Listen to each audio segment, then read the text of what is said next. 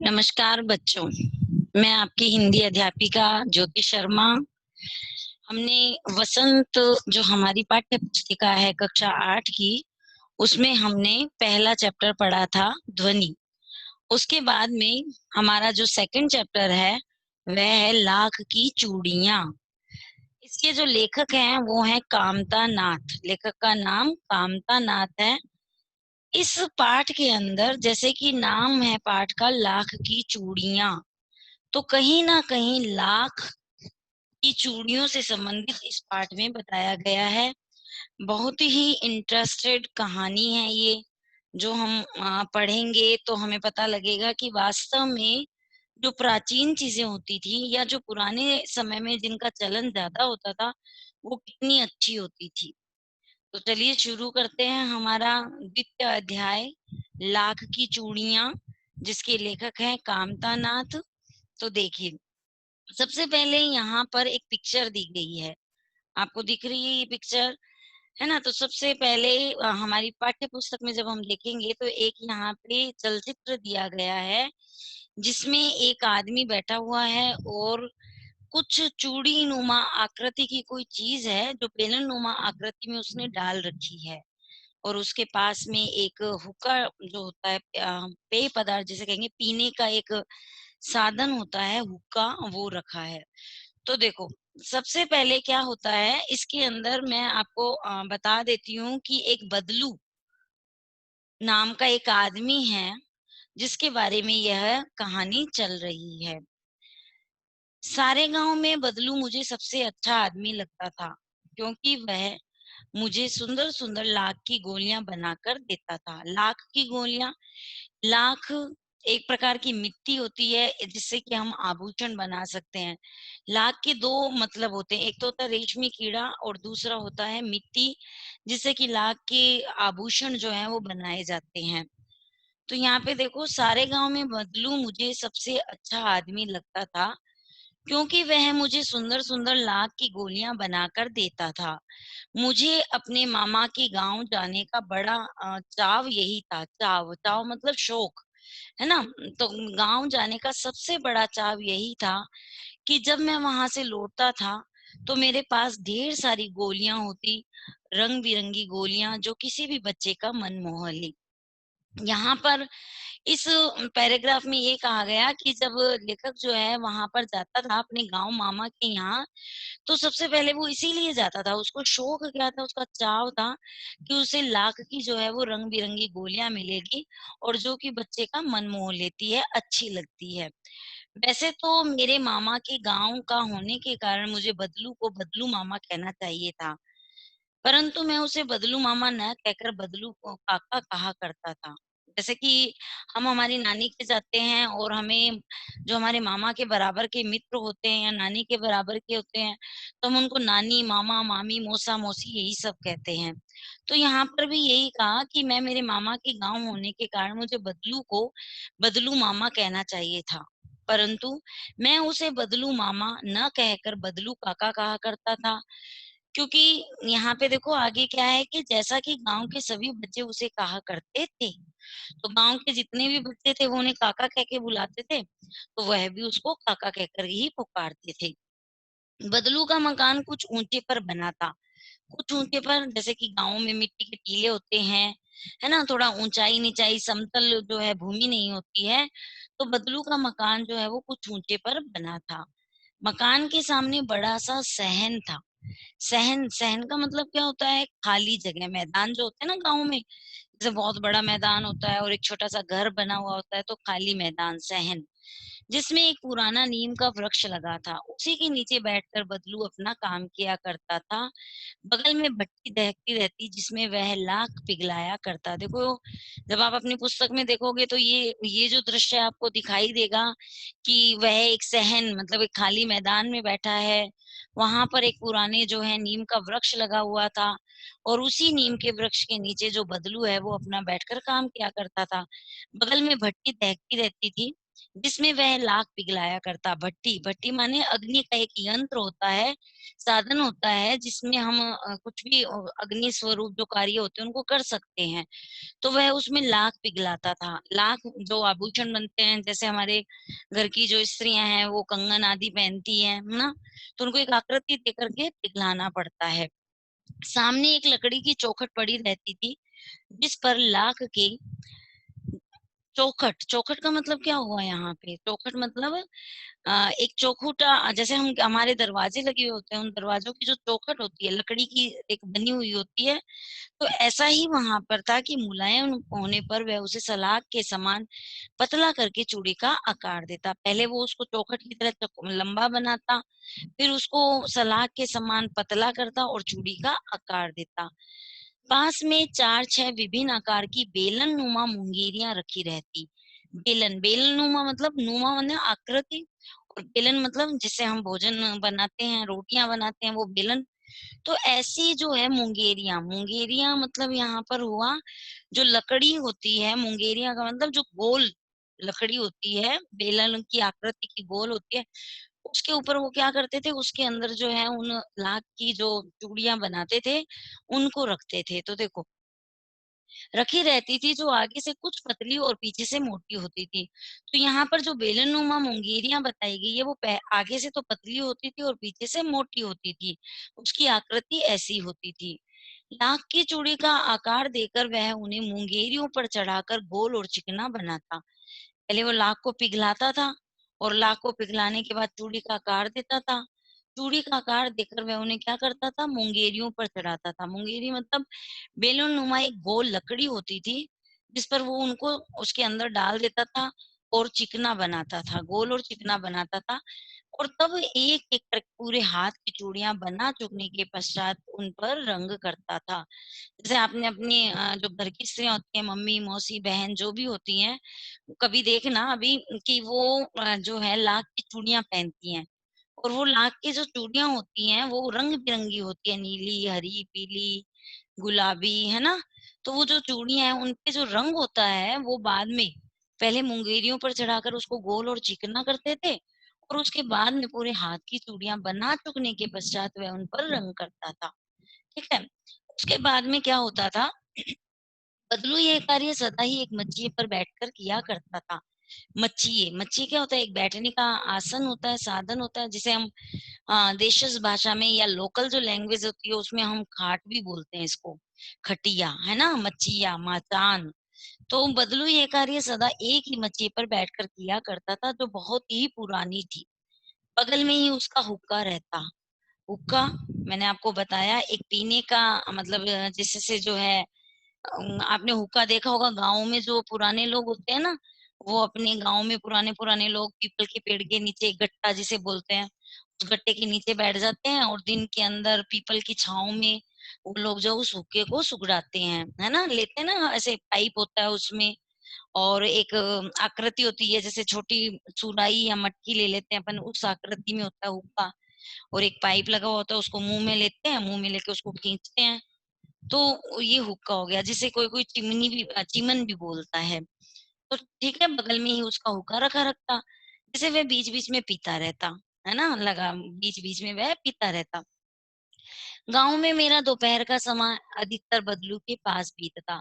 अब वो यहाँ पर कह रहा है मेरा सर्वनाम है यहाँ, और ये सर्वनाम किसके लिए आया है? लेखक के लिए। तो वो कहता है कि जब मैं नानी के या मतलब छुट्टियों में जाया करता था, गर्मी की छुट्टियों में, तो मेरा जो दोपहर का समय होता था वो अधिकतर बदलू के पास बीतता। वह मुझे एक लल्ला कहा करता। अब बदलू जो है उसे क्या कहता था? लल्ला। लल्ला एक संबोधन है ना? लल्ला बोलते हैं, जैसे मोड़ी, मोड़ा, है ना? लल्ला, तो लल्ली, लड़की को लल्ली बोल देते हैं, लड़के को लल्ला बोल देते हैं, वैसे ही। तो लल्ला कहा करता और मेरे पहुँचते मेरे लिए तुरंत एक मच्छिया मँगा देता। बच्चियाँ ऐसे बहुत बड़ी नहीं होती है, छोटी-सी होती है। मैं घंटों बैठे-बैठे इस प्रकार चूड़ियाँ बनाते देखता रहता। तो लेखक यहाँ कहता है कि मैं दोपहर का मेरा सारा समय होता था, वो अधिकतर बदलू के पास ही बीतता था, और मैं उसके पास बैठ कर के घंटों इस प्रकार चूड़ियाँ बनाते देखता कि वो कैसे उस बेलनुमा आकृति पर उसको चढ़ाता है, फिर उसको गोल और चिकना करता है, फिर उसको अलग-अलग रंगों में परिवर्तित करता है। तो ये सब प्रक्रिया जो होती थी वो मैं देखता रहता था। लगभग रोज ही वह 4-6 जोड़े चूड़ियाँ बनाता। जोड़े मतलब जैसे मान लो एक हाथ में 4 बनाई है तो दूसरे हाथ की भी 4 बना दी तो 8 बन गई। तो ये जोड़े हो गए। यहाँ पे है 4-6 जोड़े। तो ऐसे करके वो इतने जोड़ी की जो है चूड़ियाँ बनाता था। पूरा जोड़ा बना लेने पर वह उसे बेलन पर चढ़ाकर कुछ क्षण चुपचाप देखता रहता। जब वह पूरा जोड़ा बन जाता था एक जैसा, मतलब जोड़े का मतलब ये सेम बनना है ना, एक हाथ का जैसे अगर लाल रंग का बनाया है तो दूसरे हाथ का भी लाल रंग का, ऐसे नहीं है कि एक का नीला तो दूसरे का लाल, है ना, तो समान स्थिति वाला। तो वह क्या करता था कि जोड़ा बना लेता था और उसे बेलन पर चढ़ाकर कुछ क्षण चुपचाप देखता रहता, मानो वह बेलन ना होकर किसी नववधु की कलाई हो।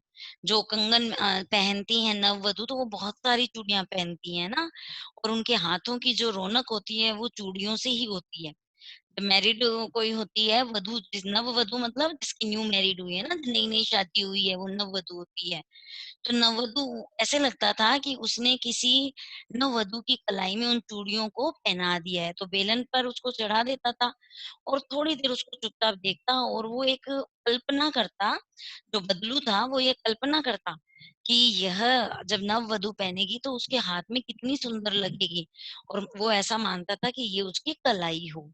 उसके बाद में क्या हुआ कि बदलू जो है वो मनिहार था। मनिहार एक हम कह सकते हैं इसको कि स्पेशल जो चूड़ियां बनाते हैं ना, जो कंगन आदि बनाते हैं, लाख की चूड़ियां बनाते हैं, मनिहार उसे कहा जाता है।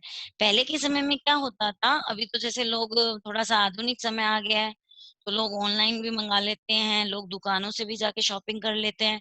परंतु पहले क्या होता था, जब नववधु कोई आती थी तो उसके ससुराल में मनिहार आती थी। जैसे फैमिली डॉक्टर होता है ना, वैसे फैमिली मनिहार होती थी। वो आती थी और आकर के उसे जो नववधु होती थी, नई दुल्हन होती थी, उसे लाख की चूड़ियां पहनाई जाती थी और उस मनिहार को उसके बदले में कुछ मतलब दक्षिणा कह सकते हैं या कुछ रकम दी जाती थी, है ना, उपहार। तो बदलू मनिहार था। चूड़ियां बनाना उसका पैतृक पेशा था। पैतृक मतलब उसके परिवार वाले जो हैं, पहले से जो दादा दादी जो भी हैं, वो सब यही काम करते थे, पेशा था उनका, ये काम था। और वास्तव में वह बहुत ही सुंदर चूड़ियां बनाता था। बदलू की जो चूड़ियां हुआ करती थी वो वास्तव में बहुत सुंदर होती थी। ऐसे लगता था उसकी चूड़ियां देख करके जैसे कि बेलन को भी अगर वो चूड़ियां पहनाता तो ऐसे लगता कि वो नववधु का हाथ हो, कलाई हो। उसकी बनाई हुई चूड़ियों की खपत भी बहुत थी। जब वो चूड़ियां बनाता था तो उस चूड़ियां जो है उसकी बिकती भी बहुत थी, लगती बहुत थी। उस गांव में तो सभी स्त्रियां उसकी बनाई हुई चूड़ियां पहनती ही थी।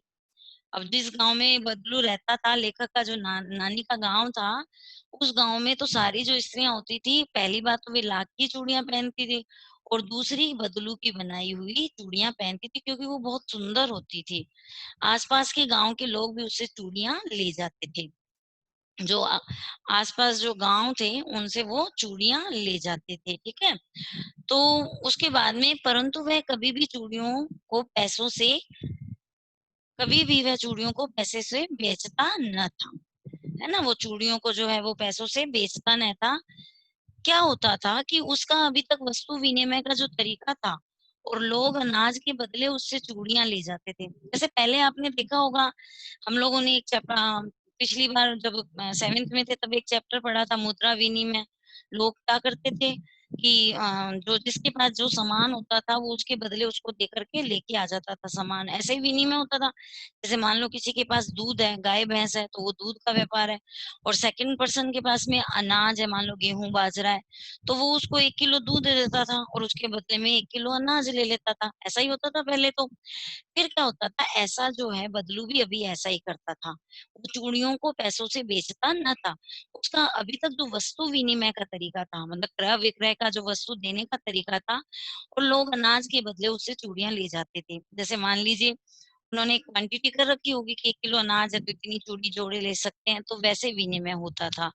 बदलू स्वभाव से बहुत सीधा था। अब यहाँ पे उसके स्वभाव की, चरित्र की बात आ गई। प्रश्न बनता है कि बदलू कैसा था। बदलू का चरित्र कैसा था? तो बदलू स्वभाव से बहुत सीधा था। मैंने यहाँ सर्वनाम आ रहा है, ये किसके लिए? लेखक के लिए। मैंने कभी भी उसे किसी से झगड़ते नहीं देखा। हाँ, शादी विवाह के अवसरों पर वह अवश्य जिद पकड़ जाता था। जिद मतलब अपनी बात पे अड़ जाता था। जीवन भर चाहे कोई उसे मुफ्त चूड़ियां ले जाए, परंतु विवाह के अवसर पर वह सारी कसर निकाल लेता था।